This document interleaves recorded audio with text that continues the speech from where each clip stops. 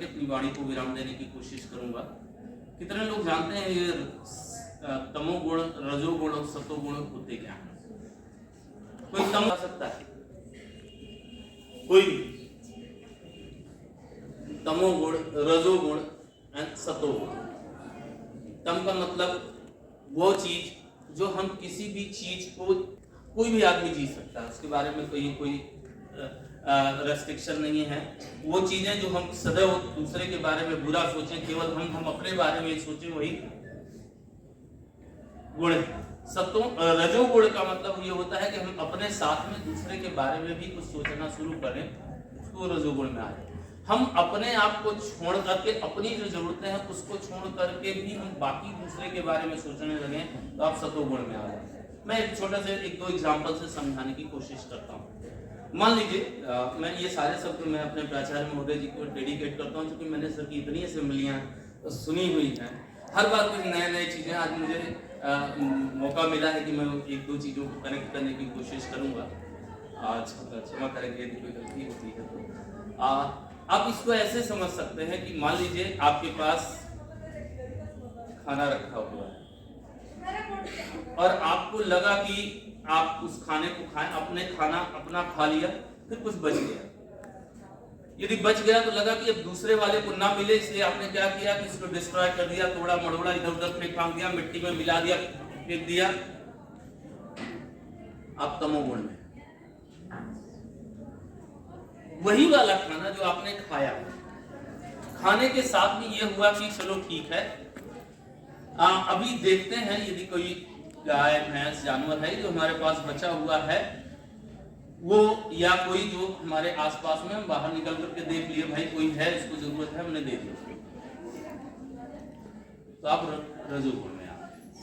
लेकिन यदि आप सतोगुण में हैं तो आप घर से बाहर निकलेंगे, ढूंढेंगे, उस आदमी के पास जाने की कोशिश करेंगे जो बिल्कुल भूखा हो, जिसको बिल्कुल उस चीज की जरूरत होगी।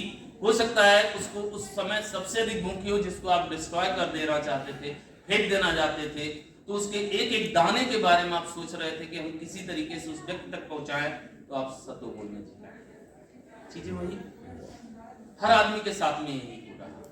तो निर्भर करता है कि आप किस गुण में जीना चाहते हैं। जैसे पढ़ते हैं, बहुत बढ़िया सर कई बार ये एग्जाम्पल दिए हैं, उन्होंने कहा कि जैसे आप किताब, आज आप स्कूल आए हैं पढ़ने के लिए, आपका मित्र कोई नहीं आया हुआ है, उसने आपको फोन करके ये पूछा, अरे स्कूल में क्या? अरे कुछ नहीं भाई, सही चला था भाई, कुछ नहीं पढ़ाया लिखाया गया, जान अच्छी चीज पढ़ाई गई थी, लेकिन आप जब तमोगुण में थे तो आपने ये मना कर दिया, नहीं कुछ नहीं पढ़ाया गया, बस वैसे ही रूटीन डे था।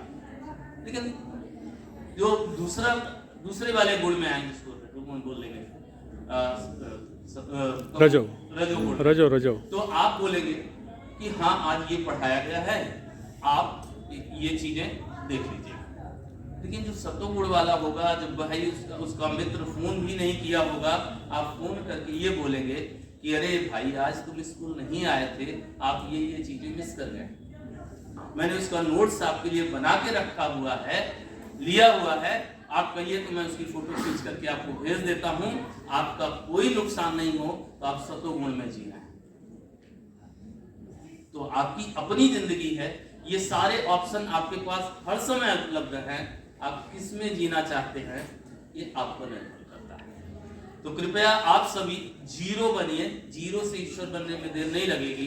तो कृपया अपनत्व बनाएं, मानवता बनाएं और अपना जीवन, संघर्षपूर्ण शब्द मैं जनरली अच्छा नहीं मानता, जीवन को सरल बनाएं, संघर्ष अपने आप दूर होते चले जाएंगे। Thank you so much.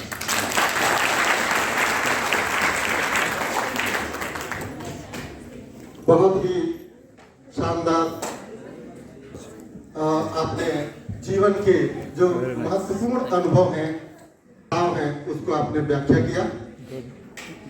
मैं फिर से जोड़ रहा हूं आपको इन बालवीरों की तरफ। जब इन दोनों बालवीरों की और उनकी दादी गुजरी की मौत हो गई, तब सरहिंद में टोडा करते थे, वहां उन्होंने वजीर खान से दरख्वास्त की कि दोनों बच्चों और माताजी के अंतिम संस्कार के लिए कुछ जमीन दे दीजिए। बहुत महत्वपूर्ण बात बता रहा हूं, ध्यान दीजिएगा। जमीन की मांग की वहां के सेठ ने, टोडरमल ने, कि इन तीनों को जिस जगह पे हम स्थान देंगे उसके लिए हमें जमीन दीजिए, अंतिम संस्कार करना है। तब वजीर खान ने उनसे कहा कि जितनी वो जमीन चाहे ले सकते हैं, बशर्ते उसकी कीमत देना होगा आपको। तब टोडरमल ने जमीन का दाम पूछा तो वजीर ने कहा उसे जितनी जमीन चाहिए उसे सोने के सिक्के से ढकना होगा। मतलब आप सोने का सिक्का बिछा दो, उतना जमीन आप ले लो। 2 मिनट और रुक जाओ, इतना भी जल्दी नहीं है, 2 मिनट रुक जाओ, अब इसके बाद आपका आभार होगा और खत्म करेंगे, ठीक है। टोडरमल तैयार हो गए कि ठीक है, हम सोने का सिक्का बिछा करके उतनी जमीन हम ले लेंगे।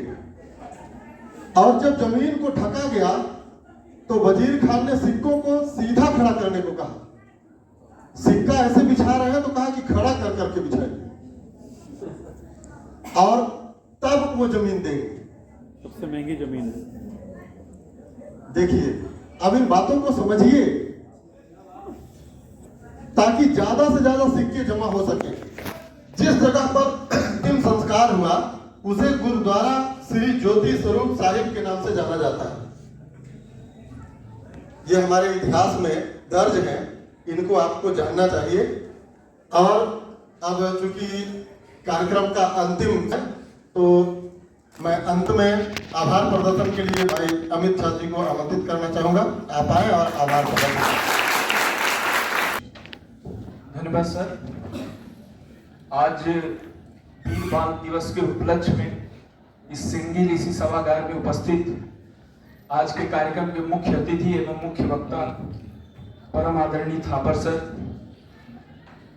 अनिल सर, इस संस्था के मुखिया doctor M U Siddiqui sir, हमारे बड़े भाई निर्भत सर, लल्ला सर एवं आप सभी बच्चों, ये पूरा जो सप्ताह हम लोग मना रहे हैं उसे शहीदी सप्ताह के नाम से जाना जाता है। और फिर हम लोग उपस्थित हुए हैं वीर बाल दिवस मनाने, जो हमारे शहीद हैं जोरावर सिंह और फतेह सिंह, उनको जैसा कि सर ने बताया कि दीवारों से चुनवा दिया गया, लेकिन उन्होंने अपना धर्म नहीं छोड़ा, वो अडिग रहे इतने कम उम्र के होते हुए भी। तो आप सबको जो सर ने बताया कि सबसे बड़ी श्रद्धांजलि यही होगी कि आप सब के बारे में पढ़ें, अध्ययन करें, सीखें, क्योंकि 1-2 कार्यक्रम में आपको उतनी चीजें नहीं बताई जा सकती जितना आप सीख सकते हैं खुद अध्ययन। तो ये जो कार्यक्रम होता है वह उत्प्रेरण के लिए होता है कि हम आपको उत्प्रेरित कर रहे हैं कि आप और जानकारी इकट्ठा कीजिए, इनके विचारधाराओं को जानिए, इनका क्या मतलब कैरेक्टर था, और उससे आप सीख के अपने जीवन में भी अमल करें। इस कार्यक्रम के समापन के अवसर पे मैं फिर से थापर सर, अनिल सर और हमारे प्राचार्य महोदय का आभार व्यक्त करता हूं। मैं आप सबका भी आभार व्यक्त करता हूं कि आप लोग एक अच्छे श्रोता बन के इस कार्यक्रम को सुने। और अंत में प्राचार्य महोदय से कार्यक्रम समाप्ति की अनुमति चाहूंगा। धन्यवाद सर।